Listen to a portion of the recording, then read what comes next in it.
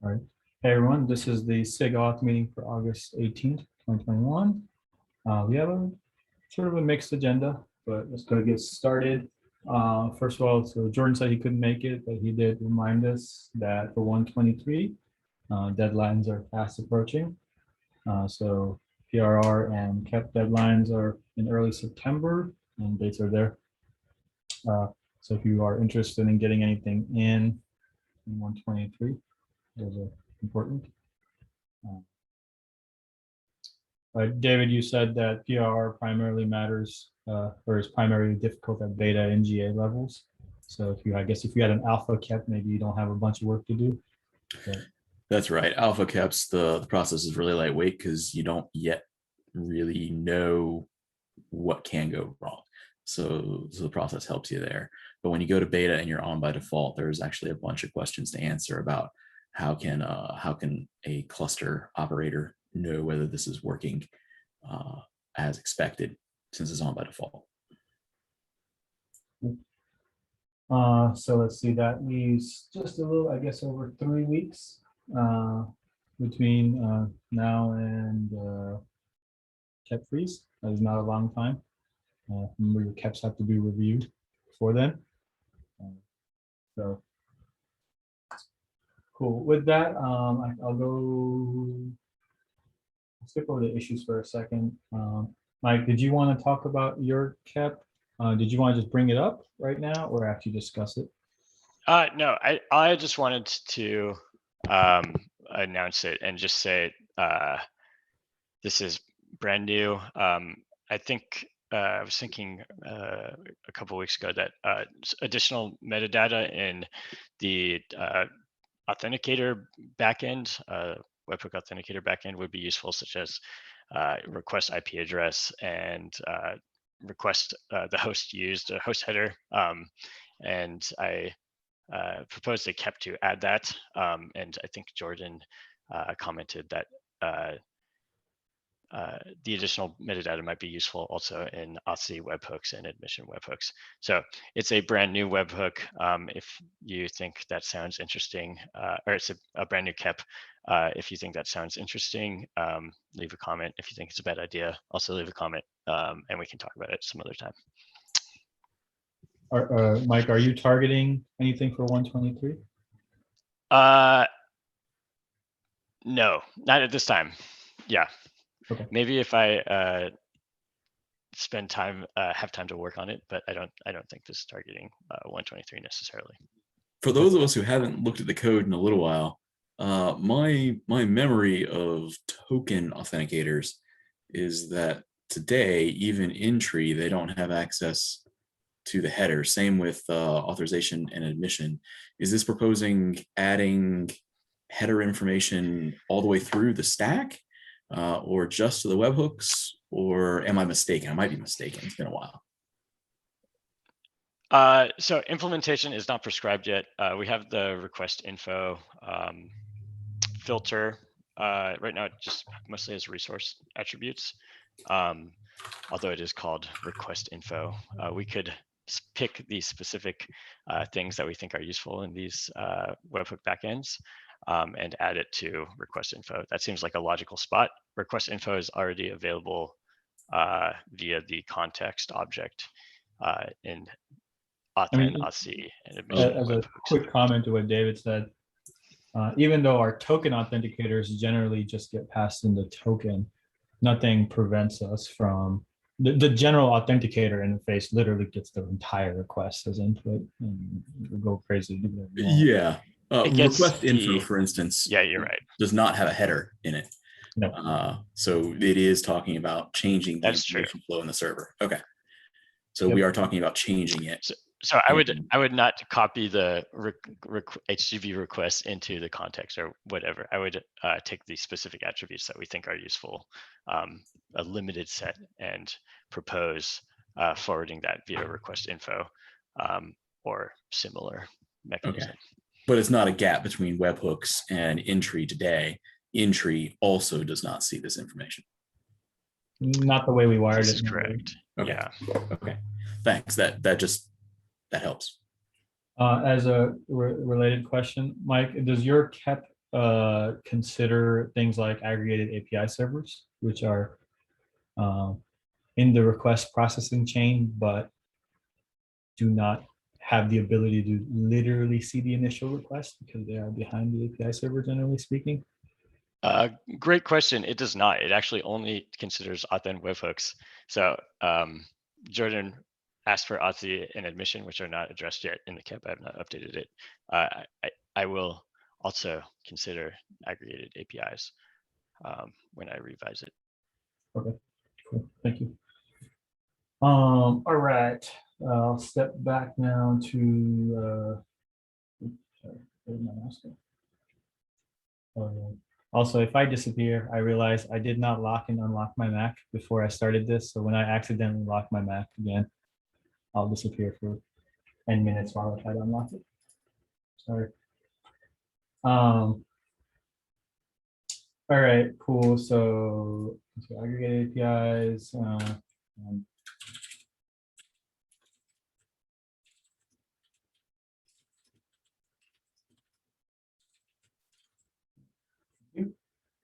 So I went over the last issue triage. There was some stuff that came up that we did not know how to address or do something with. So I just put it on the agenda so we can talk about it. This is the first one. So this came up like a long time ago. This is a known bug for a long time. We never addressed it then. We kind of talked about it, like some concept of like a CRD marking itself as sensitive as a way of hinting to the underlying storage interface that it needs to be encrypted at rest. I think that's about as far as we got in that conversation. But I wanted to bring this up because while this is sort of an API server wiring issue, it's pretty firmly kind of our problem in the sense that we own encryption at rest. So do folks have opinions on this? I think the sort of the if I remember correctly, there was some concern about the idea of a dynamically created REST API having some kind of statically configured config on the API server that changes its internal semantics. So folks have any thoughts or opinions? The issue at hand is that if you try to encrypt CRDs, it does not work. Or the custom resources that CRDs cause to be created, they cannot be encrypted at rest no matter what you do. Even using the static configuration. Sorry, say that again, Mike? Using the static configuration of the API server, it just doesn't work. Yes, because we don't wire that data through to that part of the stack. That was my first comment there. It points out like where we nail out that field. That field is the one that contained the information about the encryption at rest configuration. And then we don't, when we reconstruct it for the extension API server bit, we don't reconsider the encryption configuration information again. So it's lost.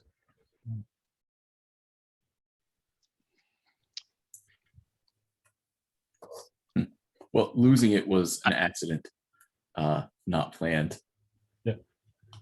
So yeah, we could just go try to fix that particular bug and just say, well, there's many things that are kind of weird that you can partially configure statically and partially configure dynamically, and this is just one more of those. I think that's a good start. It is also surprising to me that a static configuration does not apply to all resources equivalently. I guess I could see a claim that if we want to do it dynamically, it will be confusing to have it sometimes static and sometimes dynamic in the future.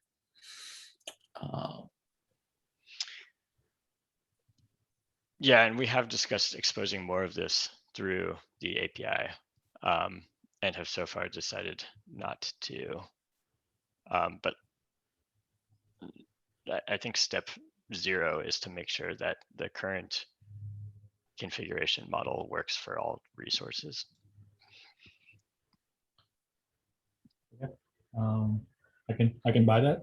I just wanted to not make a decision for us. But, Awesome. Yeah. so, all right. Oops, sorry, Rita, I'm on code. What I'm doing. What happened?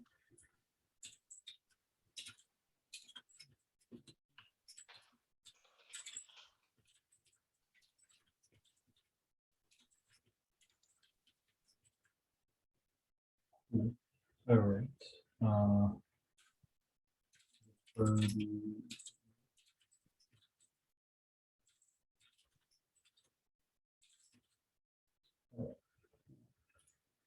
all right, next, this one I think is a pretty minor issue, which is that our validation for service accounts is not for their names is not exactly correct for what it's trying to be, which is that we don't do we do an overall length check for the service account name, but we don't do the check for exactly, which is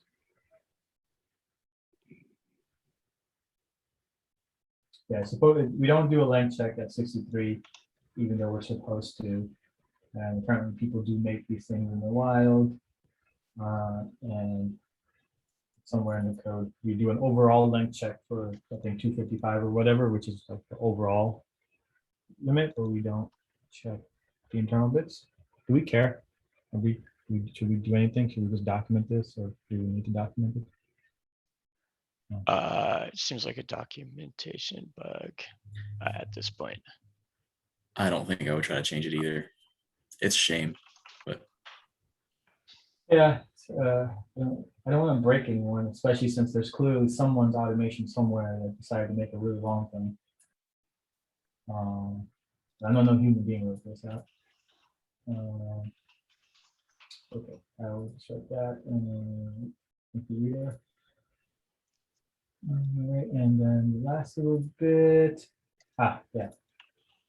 Okay, so in relation to priority and fairness, the /health probe, which is done anonymously by the kubelet and other actors traditionally, are complete. Health's liveness and readies are completely exempt, I think, from priority and fairness. And Jordan said that was resolved by that, and then Daniel was like, "No, we just broke it in a different way." And now this whole thread is sig-auth, sig-API machinery, and sig-node saying that it's not our fault. Which is unhelpful. So do we feel that this should be addressed?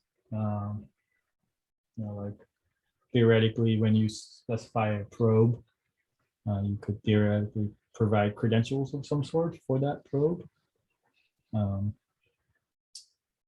I don't know how what kind of denial of service would be against /health or liveness or readiest, but I'm sure there could be one. So actually, can you explain what the status was, that it was resolved and then unresolved? It was resolved by, go ahead, David, you probably know this. So we ended up with an unfortunate crash loop. So what happened is if you had a really busy server, then priority and fairness would actually start 429ing health Z requests from the kubelet, health Z, live Z, ready Z.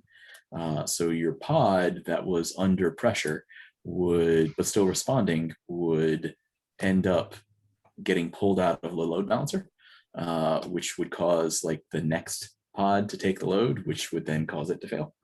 The fix that was merged was to exclude priority and fairness from considering health Z, ready Z, live Z for any requester, because those were cheap calls and the side effects were really bad. The unresolved came in because in theory, some anonymous person, because those by default are available to, I believe, anonymous, can just come in and flood nothing but health Z requests, and maybe that starves out the process. So to resolve that, you would need to be able to identify the kubelet identify that it was a kubelet or other confirmed actor and give them unrestricted access to health Z, but not unrestricted access to general user. To a slight addition on that, David, is even unrestricted access to authenticated actors might be good enough in comparison to anyone. It maybe identifying a kubelet may actually be easier than trying to update a pod API, right? Like kubelets already have a client certificate, for instance. Maybe it could be used. So as a question for you, David, if we could identify the kubelet, would we roll back that change and instead say, if you're like in the system colon nodes group, you can hit these all day long, but if you're not, then you have to go through priority and fairness? It would be possible to do that. I would find that to be a reasonable change, but I won't dictate that as the only solution, just that it is one that is reasonable and one that I think we have the information for and isn't risky security-wise, since the key never leaves the kubelet, but I bet it's expensive. Yeah, I guess I'm curious, like how much more expensive is serving an OK than just going through the priority and fairness quota system? And because it does seem like it would be trivial to overload with 429s instead of OK responses. Is there actually a significant difference in what we're protecting against? Even anything with network access, like there's SSL exhaustion, there's SYN flooding. It seems like this is not the right spot to mitigate the concern that is, motivating this change. I couldn't honestly tell you for sure one way or another. Right. David and Mike, do you mind both commenting on this just with your thoughts? That way we have a little bit of progress. Sure. David's approach, could at least be actionable if someone wants to go try to fix that. That would at least provide a thing, and we can stop fighting about it, which sig owns your Cool. system. I think maybe we should close this bug and then create a feature request for kubelet health Z auth or something like that. I'll comment that on the bug. Okay. All right.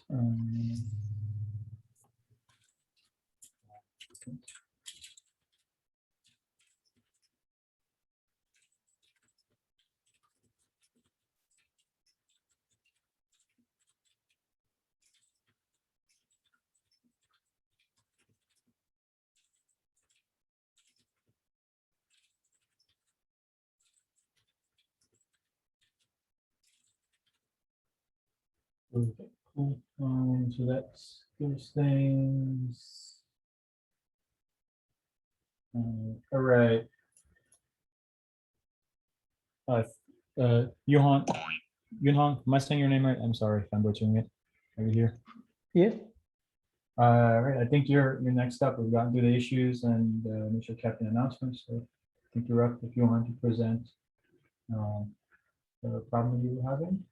Oh, yes. So in our problem is we have the audit log, right? But some controller will do the blended update of the object.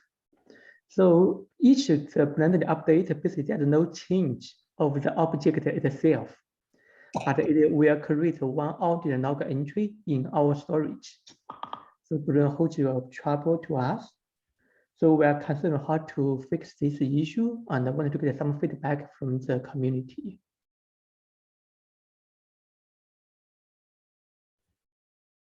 Cool. So just so I understand, Mm-hmm. there's actors, autonomous actors on your clusters. I think you mentioned like the cron job controller that Yeah. issue no op updates. And these generate audit event noise, which is problematic for your storage Yeah. backend, Yes. just by basically wasting space. And you wanted to come up with some mechanism to inform the audit backend that the change was the update. While it did occur, it was a no op, so it could, Yes. I don't know, choose to drop the event if it doesn't care. Yeah. That's our idea. So basically, several proposal. For example, one is add a admission hook. So to if any update that will not cause any change, we drop it. But we think that possibly is not good because it will change the API behavior. So another one we think is we enable the audit log with the response. So we can compare them in the webhook side. But the problem is with that we will get a lot of more, the audit log size will be increased. Yeah. I think I have your. So- Go ahead. David. I'll say it's been a while. As I remember the audit log, we actually create an entry when we receive a request. And at that moment in time, we wouldn't know whether it was a no op request or not. And then we also produce an entry when we have handled the request. And that is the earliest point in time which we could even have this information. Do I remember how that was implemented correctly? I think Tim was the person who drove that design through. Am I remembering that right? I think you're right. I also have not looked at it in a while. Tim's on the call. Tim, do you remember? I'm sorry, I was not paying attention. David, your question. Sure. So I just want to make sure while we're talking about this, I remember the flow of the audit log correctly, and that when we first receive a request, we create an entry or make a call, say we have received a request. And at that point in time, we don't know whether it's a no op update or not. And then after the request is handled, we send a second notification saying this is what actually happened. And that would be the earliest time, if we chose to do anything, that we knew that it was a no op request. I just want to make sure I remembered the flow correctly there. Yeah, that's correct. So when the request is received, before any work is done on it, it fires a audit event in the request received stage, which can be disabled. But yeah, and then after the response is complete, there's a response complete stage as well. Okay, thanks.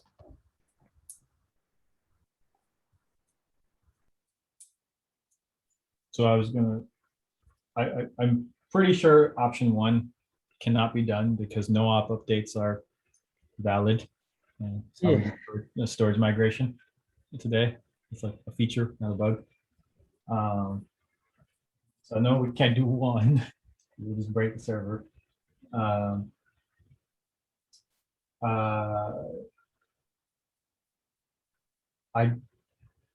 don't know what the requirements are to start adding effectively audit annotations to our events. And their APIs, they're just like stringly typed instead of like actual fields.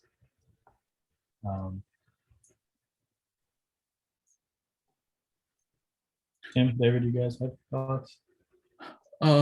I was actually trying to think about whether this can be known during a validating admission webhook.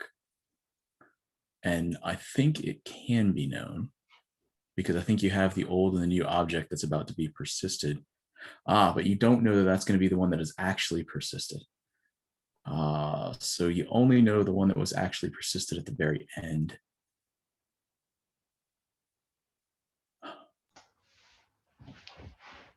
Validating admission runs after mutation and defaulting. What else would change that? It can fail and get retried.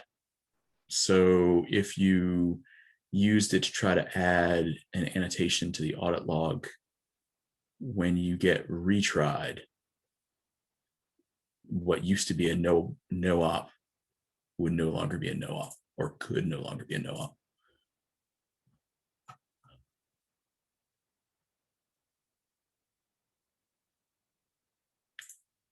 So you mean the retry on the server side? Yeah, the server actually retries updates. There's like a loop on it for updates to get called during patch requests. You mean the guaranteed update interface? I don't remember the exact name of it. It's been a while. I think that's right. Though. I think that is the Yeah, name. yeah, but that is in the very last stage, right? So the annotation is added after the retry, right? So we only do the update or only add the annotation when the whole update handle has been done. So the retry is part of the update handle. That's my understanding, right?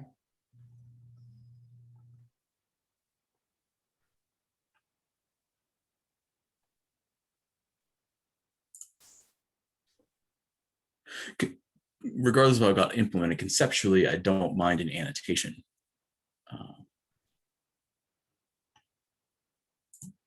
By annotation, you mean an audit annotation, right? An audit annotation, yeah.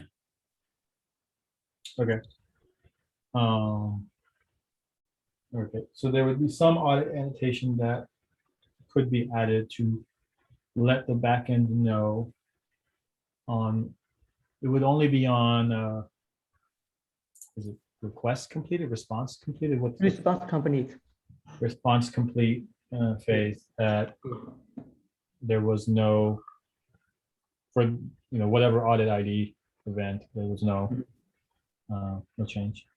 Yes. Yeah, I mean, okay. So Tim, do you have thoughts? Does it make sense to return this information to the client? I'm wondering Technically, if- it is returned to the client because they can compare the resource versions. That's how storage migration does it today. They can, when you do an update, that's a no-op. You look at the resource version to see if you changed anything.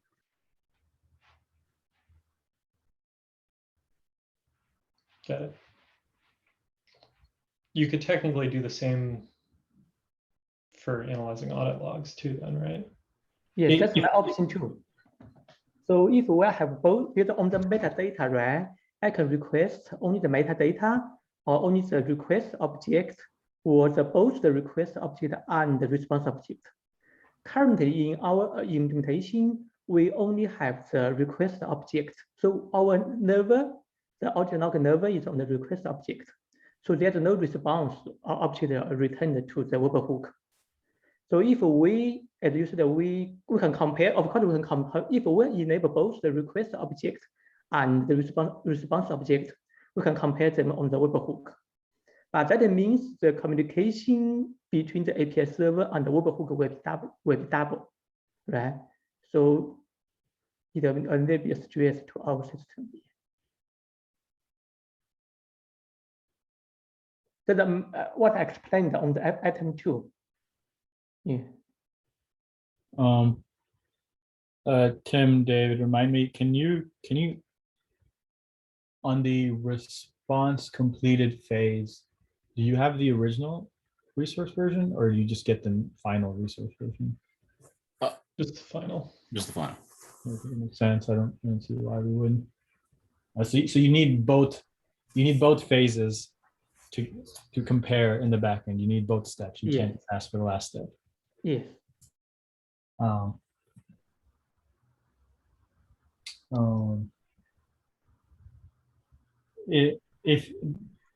If you, I'm trying to think though, like what the problem this is trying to solve, right? Like if presumably your webhook needs to be able to handle arbitrary levels of traffic from the API server because you don't want to lose audit events. Yes. Because that's the point of audit events. Yes. So if you went down option 2 and you got twice as much request data, it does, however, enable you to significantly reduce all storage data, right? Because you can do the check that you want to do and not retain stores for things you don't care about. So in that regards, it doesn't seem necessarily awful. again, I don't know how your system is implemented and what your constraints are. Mhm. Yeah, we do have some constraints, but the webhook is one backend. We have some other backend also based on the on the node. So several backend is doing the whole thing. Webhook is just a one. So yeah, we can try, but that maybe increase a lot of the whole webhook set. Yeah.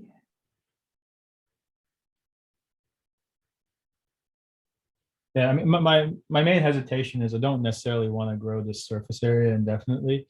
Like the idea of having a bag of fields is very tempted because you can keep just a map effectively is it's very easy and tempting to keep adding stuff to it, and there's a perverse incentive to keep doing that because you technically are not changing the API, but you are actually still changing the API. Yeah, with the annotation. So that's the aspect about this that makes me nervous. And yes, I realize it's a small proposal. So maybe my ask would be is try option 2 and see. I know it'll solve your storage issue. I'm curious if the actual network overhead is problematic at scale. Yeah, it is. We tried. Oh, okay. We tried. That is what we tend to take one.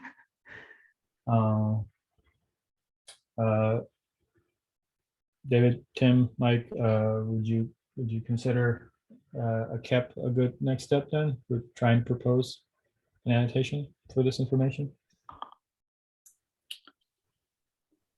I don't have an issue with it in principle. Okay. I don't think annotations should be used for internal usage.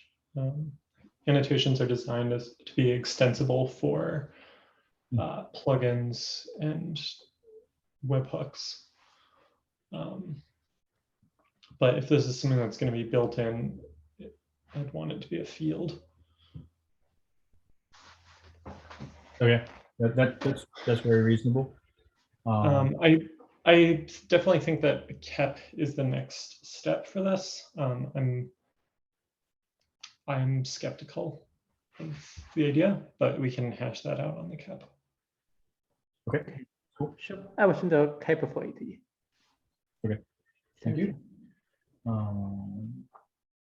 Awesome. All right.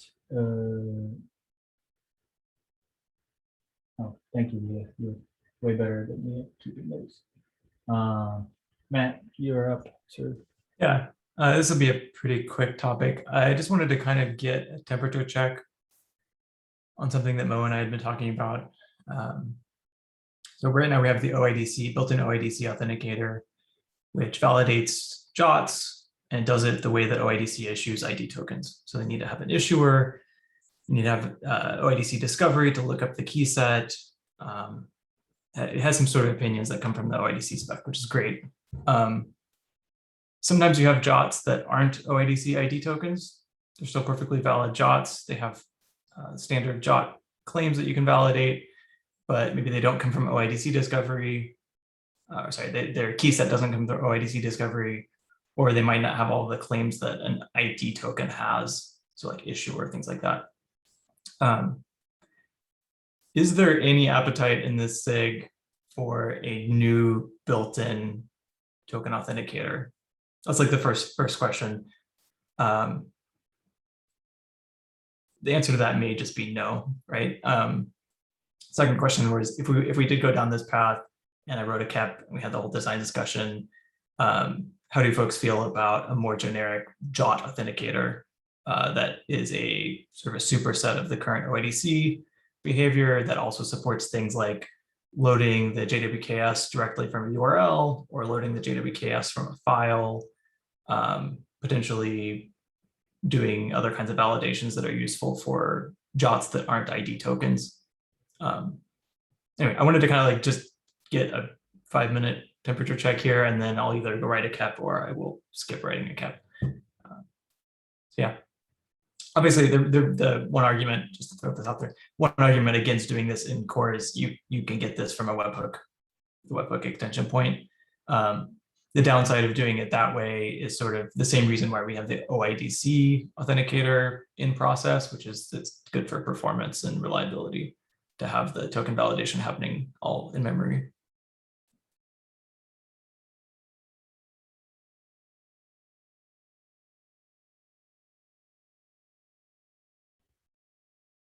All right, David, Tim, Frida, any opinions? I don't have strong opinions on this one, particularly since like I know they're not blocked, right? You can write the webhook for it.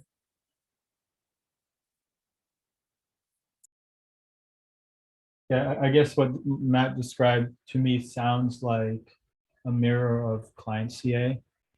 Like just as you provide a trust bundle on disk, and then all the validation happens in process, and then the conversion of that validated structure is like CN equals username and O equals groups. It's all isolated and in process. I think this is the token version of that, which is there is some generic format that is perhaps less opinionated than OIDC, which requires a very particular set of claims and like a well-known URL and discovery and all of those things. If you disconnect OIDC from all that and you just have the JOT validation, I think that's what Matt is asking about. Yeah, I would imagine that the eventually, if we had this new JOT authenticator, the OIDC authenticator would become a sort of opinionated layer on top of the full set of options that you have at the JOT layer. Okay, we don't have to drag this discussion up. If anybody has thoughts after the meeting, feel free to ping me in Slack. It sounds like I might be writing up a KEP for this, and we can talk more details later.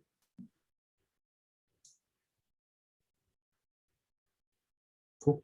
Okay. All right. I think me now. Okay. So we talked a while back about some kind of proxy-based approach for client Go to allow for arbitrary client-side authentication mechanism through a local proxy of some sort. And I had done a POC for having some kind of web server that you do, web server that's localhost on localhost that you perform MTLS with, and it does the authentication for you. After I'd done that POC, I started exploring options around Unix domain sockets, because those had been recommended for as a possible approach on Mac and Linux. And something that Anish had pointed out to me was that Windows 10 does support Unix domain sockets. So what I've been doing since then is I've been trying to gather data and metrics around what percentage of like customers for various entities in our ecosystem, what OSs are those customers using, and of the percentage of those, what is Windows, and specifically if we have further data on what percentage is Windows 10 versus not. My intent there is to try to understand that if we said that this KEP was going to be purely Unix domain socket based, which subset of our community would it not be able to serve? And would the would that as a downside, would it still be worth it to have a Unix domain socket approach, UDS based approach instead of a web server? So I want to ask you guys if anyone had any feelings on this. I think certainly I think a UDS based approach can be made more secure because there's more protections on a socket than there are for a localhost listener on some port. But I just want to get a sense for thoughts and feelings on this. Nick, I know you were interested in having a UDS-based approach for your own needs, but Yeah, my reasoning was the security benefits. Yeah, last time we talked about this, somebody brought up some examples of, for example, the Azure Secret Store CSI driver uses, I think, Unix domain sockets exclusively for both Windows and Linux platforms. So I think there's some examples in the community of that approach. Yeah, I would lean towards that, but I wouldn't block on it if there's more appetite for TLS-based approach. yeah, I think that was a niche. And the thing I want to point out is that I think a UDS-based approach server side on like a kubelet or something, I think is a no-brainer because you control the OS and your OS is almost certainly Windows or Linux, right? And your Windows OS is probably very new because you're running probably like a Windows node with the new fancy container stuff and the new Linux subsystem and all that stuff, right? So in that environment, I think you're really well covered, and I don't think using a UDS is of any concern. My concern was more of that this feature is client facing in the sense of kubectl and similar clients could leverage it, which is like, you know, normal people's laptops and stuff. And Windows is the dominant OS for normal people. I do know that, you know, Windows 10 has made significant strides in terms of replacing Windows 8 and 7. But as a, for example, if you go download the latest release of Go, it still works fine on Windows 7, right? I don't think there's any technical reason that our clients can't support even Windows 7 or 8. So that was my concern there. I didn't want to leave people out of some functionality that they may want to use. And I think asking an end user to update their desktop OS is not a good ask. Yeah, that makes sense. Since this is client-based, user-facing, would it make sense to maybe send out to like user experience mailing lists just to grok like how many people could potentially be impacted by this? Yeah, I had reached out to Sig Windows and they didn't necessarily have data for me, and I had asked in Slack for Sig contributors. But yeah, I'm certainly willing to reach out. To your point, because this is client-based, it's not like your typical, like, you know, even Sig Windows is not the typical like users, I would think. Because this is client-based, like, you know. Let's see. We just had a link shared about issues. Oh, sorry, wrong browser.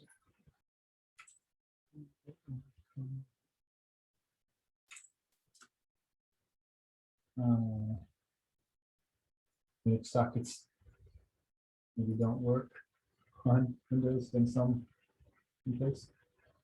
So there is there's probably some testing burden on this that is almost certainly significantly higher. Like, pretty sure a web server will work just fine on Windows. Pretty sure all that stuff looks exactly the same, and Go handles it really well.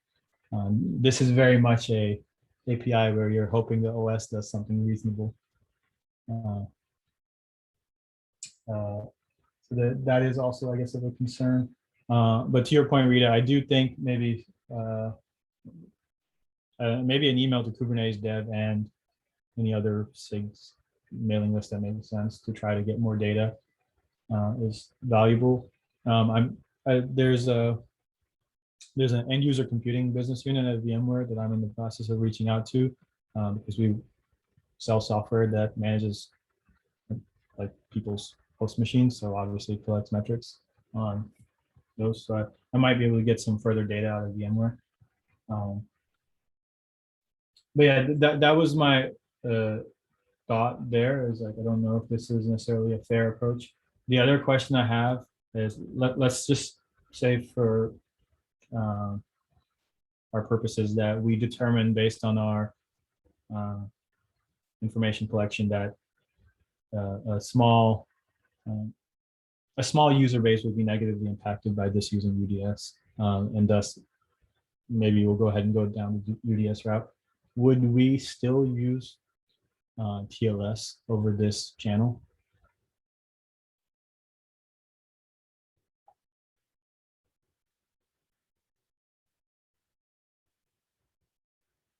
Check thoughts. So as an example, on the local port-based server approach, that was effectively a requirement to secure it. What would be the reason to? Would it be? It would be basically that you would be trying to add another layer. So not just that if the UDS is there, it's not just if you have like permissions on that file descriptor or whatever, or a file name to connect to it. You also need like to be able to like MTLS to the server running on the other side as a way of saying like, you were the process that kubectl spoke with, and like when kubectl did that, like it was handed a MTLS certificate or a client cert to use for MTLS, and it is now thus doing so over this UDS, thus very tightly locking it down. It'd be basically another layer on top of the UDS-based security.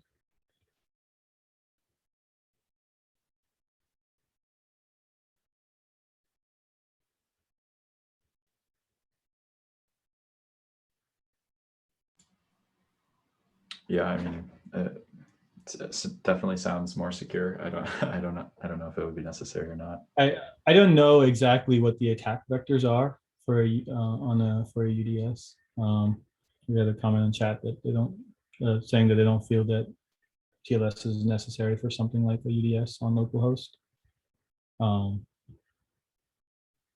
So the reason I bring it up is that all of this sort of reflects in the API. So in an attempt not to have a ton of back and forth on any API discussions, I'm trying to sort of brainstorm through them. Mike, David, Tim, you want to have opinions? Rita, have any opinions? I like TLS for everything, but do I think MTLS is necessary? I don't know. So if you had access to the UDS, would you not also have access to I guess you wouldn't necessarily have to hit disk when launching this proxy, is the thought? yeah, so when the proxy starts up, it can totally have just a CA in memory and issue a client cert and hand it back to like the client go process. All in memory. All in memory. So like basically the only way for you to either get that, the only way for you to get the private key of the client cert is to like look inside the memory of kubectl. Okay. The only way to get the private key of the CA is to look inside the memory of the proxy process. Yeah. Even if you had a serving cert of this thing, what would you verify the host name against? I guess you wouldn't. You can still just say that the TLS server name is like localhost, and Okay. it'll still work.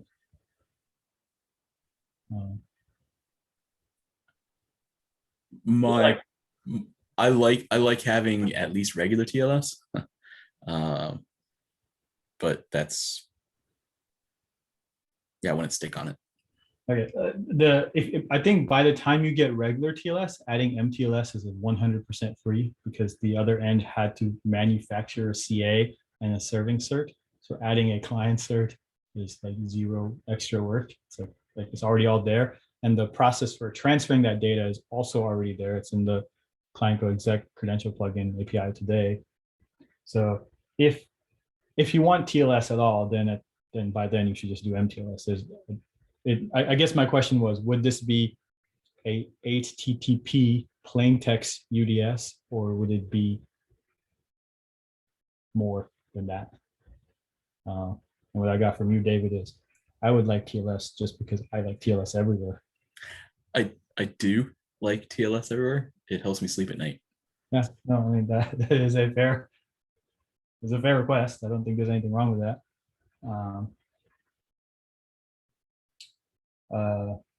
Okay. Mike or Tim, did you guys, or Rita, did you guys have any opinion? Tim, I think you had vaguely mentioned early on that this could be some functionality that perhaps Apple might want to use on something. Does this sway you in either way or any particular direction?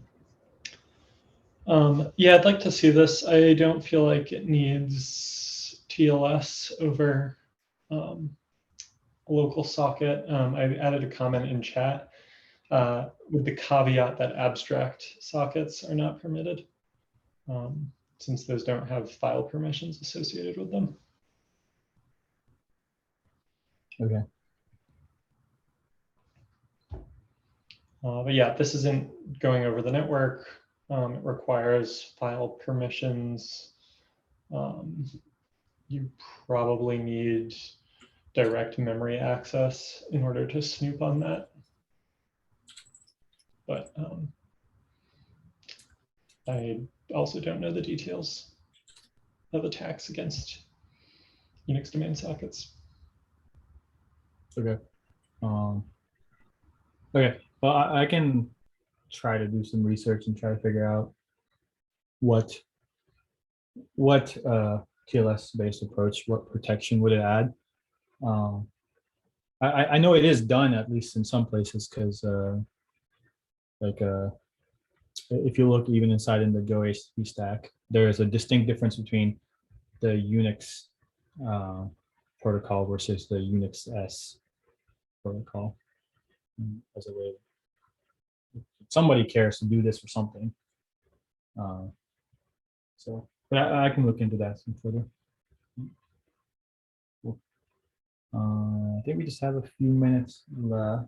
I guess we can look at. Does anyone have any other thoughts?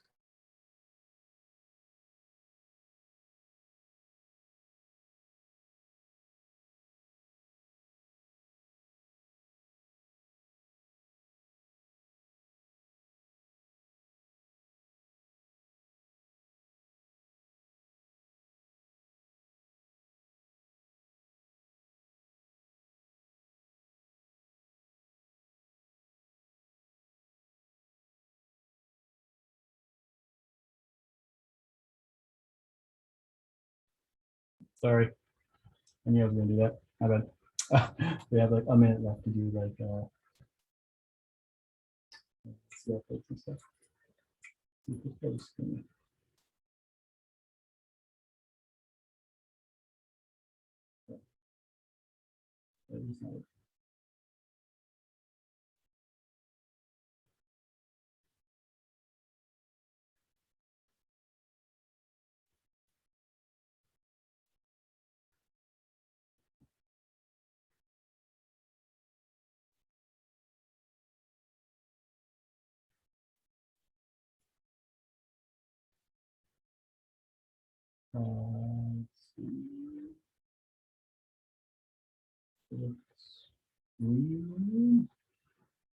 Yes. I don't know what's going on over here though. Not working. Also, Mo, there are some chats on, there's some comments on chat. Okay, let me see. Where do you put the client search and how would its permissions differ from sockets? So the client cert, so the credential client go credential exec plugin mechanism transfers this information over standard out. So when you execute the binary, it prints to its standard out to hand you back the credentials. So they don't have to be stored anywhere. They're just passed through that buffer. Does that help? Good.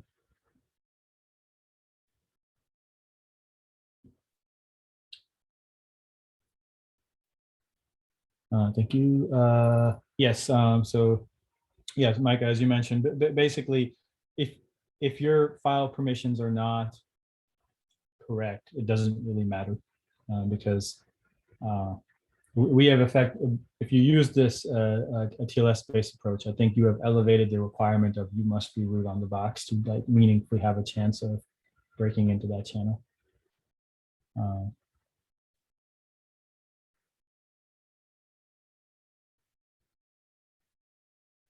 Yep, that is fair.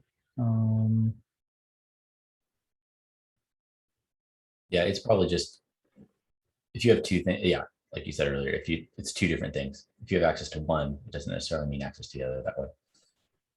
Yeah, it's another layer. I don't know if I think the question is basically, is the complexity in the design and implementation worth the protection? I do think, I mean, there's still some long-standing technical issues with exec, which is like the main one being is if someone gives you a cube config and you don't look at it, it can execute arbitrary binaries as you on your host, which is not great, but that's also exactly what the functionality is supposed to do. So maybe one day we'll have a cube RC file or whatever where we can whitelist, or sorry, allow list all the binaries that we are willing to exec.